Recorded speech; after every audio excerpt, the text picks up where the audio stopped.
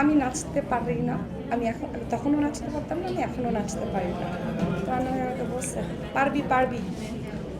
আমরা একটা যখন গানের শুটিংয়ে যাই, আমার মনে আছে মান্না ভাই খুবই ভালো মানুষ ছিলেন এবং কিছু ভয়েস থাকে যখন শুনলে মানে অদ্ভুত লাগে যে না ঠিক আছে। যেমন আমার কণ্ঠ খুবই বাজে, মেয়েদের কণ্ঠের মতো, মানে নর্মাল মেয়েদের যত সুন্দর কণ্ঠ তা তো না, আমার খুবই বাজে কণ্ঠ। সো মান্না ভাইয়ের একটা কণ্ঠ ছিল যেটা মানে একটু দূরের থেকে বললেও মনে হতো না একটা বাঘ কথা বলতেছে, তখনই তো ভয় লাগতো যে আল্লাহ। তখন সে আমাকে একদিন ডেকে বসাইলো, সবাই মিলে আমরা ডিনারের প্ল্যান করলাম, মানে উনিই করেছে। তো আমাদের ওইখানে যারা আর্টিস্ট ছিল, আমাদের ডিরেক্টর সহ, প্রডিউসার সহ, মান্না ভাই সহ, আর ওইখানে যারা ছিল তারা সকলে মিলে ডিনার করেছি এবং উনি আমাকে বললো যে ব্যাক টু ব্যাক আরও কিছু কাজ করো। তো আমি বললাম যে আমি এখন চাই না, বলে তোতা পাখির মতো তো করবা না, করো।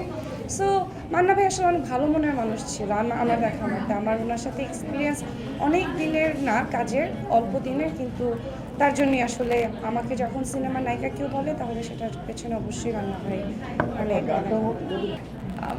আমি নাচতে পারি না। আমি এখন তখনও নাচতে পারতাম না, আমি এখনও নাচতে পারি না।